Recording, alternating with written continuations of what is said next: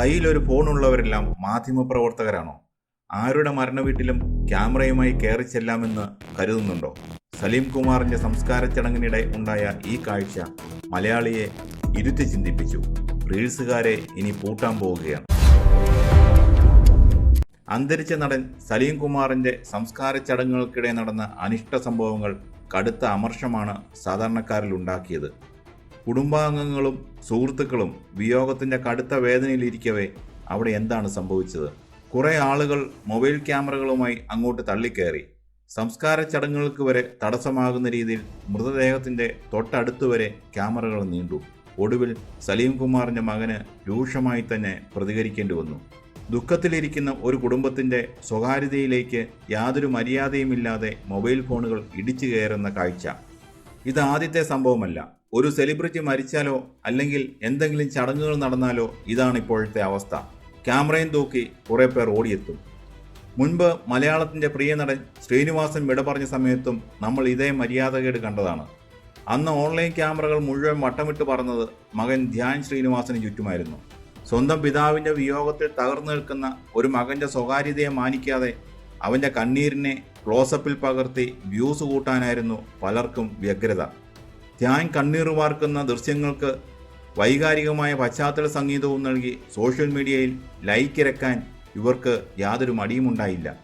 മരണവീടുകൾ ഇവർക്ക് വെറുമൊരു shooting location മാത്രമായി മാറുന്നതിൻ്റെ കൃത്യമായ തെളിവായിരുന്നു അത്. ഇവിടെയാണ് നമ്മളൊരു പ്രധാന ചോദ്യം ചോദിക്കേണ്ടത്. കയ്യിലൊരു സ്മാർട്ട് ഫോണും ഇൻ്റർനെറ്റുമുള്ള റീൽസ് ചെയ്യുന്ന എല്ലാവരും മാധ്യമപ്രവർത്തകരാണോ? തീർച്ചയായും അല്ല.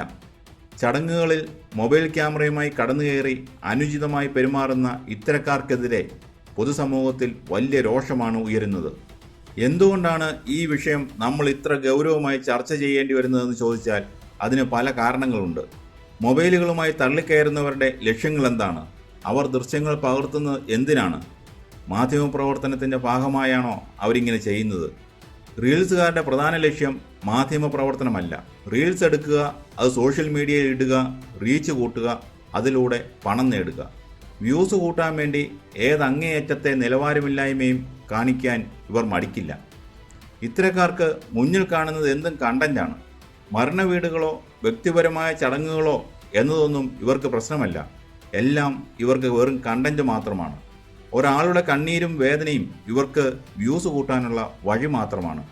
ഏറ്റവും കഷ്ടമെന്ന് പറയേണ്ടത് ഈ റീൽസുകാർ തള്ളിക്കയറുന്നത് മീഡിയ എന്ന വ്യാജേനയാണ്.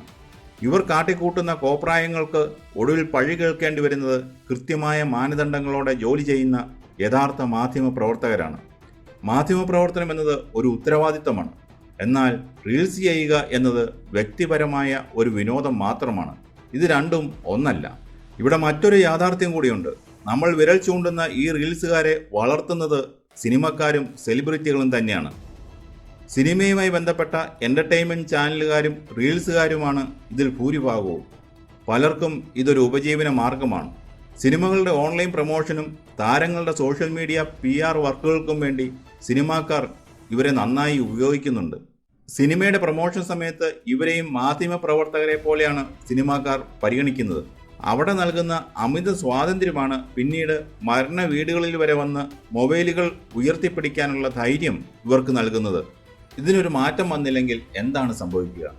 നാളെ നമ്മുടെയൊക്കെ വീടുകളിലെ സ്വകാര്യ നിമിഷങ്ങളിലേക്ക് പോലും അനുവാദമില്ലാതെ ക്യാമറകൾ കടന്നുവരും. ഇതിന് കൃത്യമായ ചില നിയന്ത്രണങ്ങൾ ഉണ്ടായേ തീരൂ. പൊതുചടങ്ങുകളിലും സെലിബ്രിറ്റികളുടെ പരിപാടികളിലും റീൽസുകാരുടെ തള്ളിക്കയറ്റത്തിന് കൃത്യമായ നിയന്ത്രണം വേണം. യഥാർത്ഥ മാധ്യമപ്രവർത്തകർക്ക് കാര്യങ്ങൾ ചിത്രീകരിക്കുന്നതിന് പ്രത്യേക സ്ഥലം മാറ്റിവെക്കുക. അല്ലാത്തവരെ അനാവശ്യ ചിത്രീകരണങ്ങളിൽ നിന്ന് പൂർണ്ണമായി ഒഴിവാക്കുക. ഇത് കേവലം റീൽസുകാരുടെ മാത്രം പ്രശ്നമല്ല. പൊതുജനങ്ങളുടെ സമീപനത്തിലും മാറ്റം വരണം.